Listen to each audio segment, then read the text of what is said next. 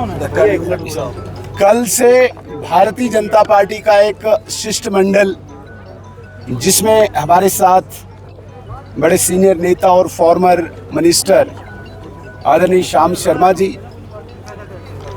अखनूर के honourable MLA Mohanlal भगत साहब, state wise president Shehnaaz Ganai जी, state के general secretary Gopal Mahajan ji, state के स्पोक्सपर्सन जोरावर सिंह जी, एक शिष्टमंडल कल से हम पुंछ से दौरे पे हैं और अभी हम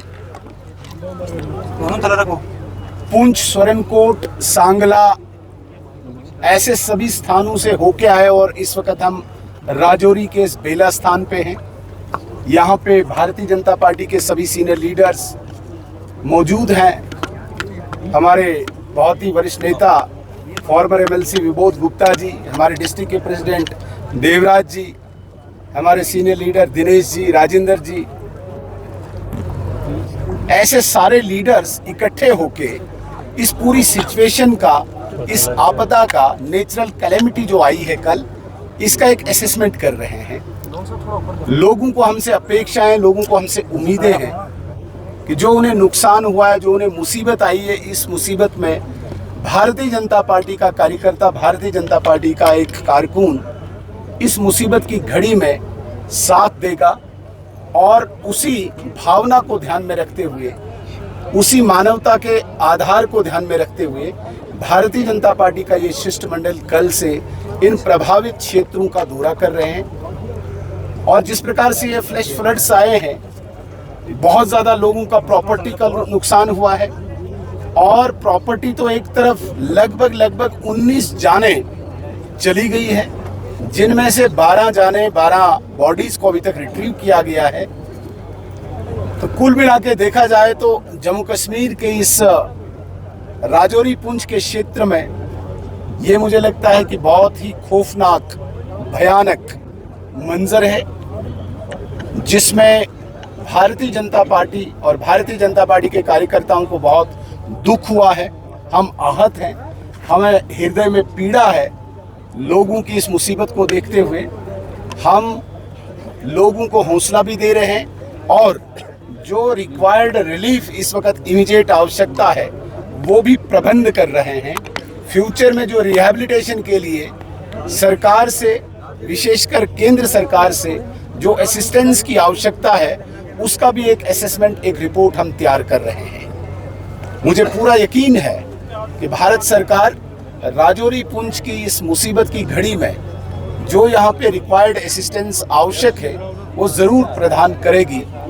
लेकिन कल जिस प्रकार से आदरणीय गृह मंत्री जी ने और प्रदेश नेतृत्व ने हमें निर्देश दिया कि 20 जुलाई का जो प्रोटेस्ट भारतीय जनता पार्टी का था उसे स्थगित किया जाए और तुरंत राजौरी पुंछ उन प्रभावित परिवारों के पास पहुंचा जाए, उसी निर्देश का पालन करते हुए भारतीय जनता पार्टी का ये शिष्टमंडल अभी राजौरी के इस बेला स्थान में है। बहुत तबाही मची हुई है, लोगों का बहुत ज़्यादा नुकसान है। हम कोशिश करेंगे कि अपनी तरफ से सरकार से इनको मदद दिला के इनको दोबारा से खड़ा किया जाए। दिल्ली में क्या उचित समय है इस वक्त प्रोटेस्ट करने का? देखिए, बहुत बदकिस्मती है किसी भी क्षेत्र के लिए जिस क्षेत्र के प्रतिनिधि इस मुसीबत के समय, इस आपदा के समय 5 स्टार या एसी रूम्स में बैठे हैं। मुझे हालांकि ये सियासी बात नहीं करनी चाहिए, पॉलिटिकल बात नहीं करनी चाहिए, लेकिन आपने पूछा और मुझे जवाब देने में मजबूरी है। सवाल ये पैदा होता है कि जिस राजौरी पुंछ के 8 विधायक हैं, 8 विधायक में केवल 1 विधायक यहाँ पे विजिबल है जो भारतीय जनता पार्टी का विधायक है। 7 विधायक नदारद हैं और जिनकी एक्चुअल कॉन्स्टिट्यूएंसी है। हमारे भारतीय जनता पार्टी के विधायक की ये विधानसभा नहीं है, वो विधायक कालाकोट से आते हैं। लेकिन जहां स्वरनकोट में, जहां पुंछ में, जहां मेंढर में, जहां राजौरी के प्रॉपर में, जहां थन्ना मंडी में इतना नुकसान हुआ है, वो विधायक यहाँ पे नहीं है। मुझे बताइए, एक विधायक को क्यों चुना जाता है, एक प्रतिनिधि को क्यों चुना जाता है? क्यों? क्योंकि वो मुसीबत के समय, दुख के समय आम गरीब के साथ खड़ा हो जाए। 5 साल तो उनको जाने के लिए दिल्ली जाए ना, वैसे भी कहाँ होते हैं यहाँ पे, जाएं दिल्ली जाएं मुंबई जाएं, लेकिन इस दुख की घड़ी में उनको यहाँ पे होना चाहिए था, राजौरी में होना चाहिए था, पुंछ में होना चाहिए था, गरीब लोगों के साथ खड़ा होना चाहिए था, प्रशासन के साथ तालमेल बना के इनकी समस्याओं का समाधान करने के लिए यहाँ पे खड़ा होना चाहिए था। मुझे अजीब लग रहा है उस पार्टी के बड़े लीडर जो यहाँ पे हमारे मुख्यमंत्री भी हैं, कल दिल्ली से आते हैं सरकारी खर्चे पे, और आते इसलिए हैं, आप सेक्रेटेरिएट की तस्वीरें देखो, एक कुर्सी लगी है, एक मुख्यमंत्री बैठा है, मीटिंग सब अपने अपनी जगह से कर रहे हैं। चीफ सेक्रेटरी साहब श्रीनगर से जुड़े हैं, मिनिस्टर्स दिल्ली से जुड़े हैं, और डिप्टी कमिश्नर्स अपने रिस्पेक्टिव डिस्ट्रिक्ट से जुड़े हैं। मतलब वो आए क्या करने, मुझे समझ नहीं आया। भाई अगर आपने वर्चुअल मीटिंग करनी थी, एक कुर्सी पे आपने बैठना था जम्मू के इस सेक्रेटेरिएट में, वो तो आप दिल्ली से भी वर्चुअल कर सकते थे, या कल शाम से आप यहाँ पे आ सकते थे, यहाँ की सुध ले सकते थे, क्योंकि एडमिनिस्ट्रेशन प्रशासन डायरेक्ट उनके कंट्रोल में है, वो हिदायत दे सकते थे, वो इनको यहाँ पे रिलीफ बांट सकते थे। लेकिन इतने 19 लोगों की जान का मैं कहूँगा कि इनके कीमत पर स्टेटहुड ढूंढने इस वक्त दिल्ली है।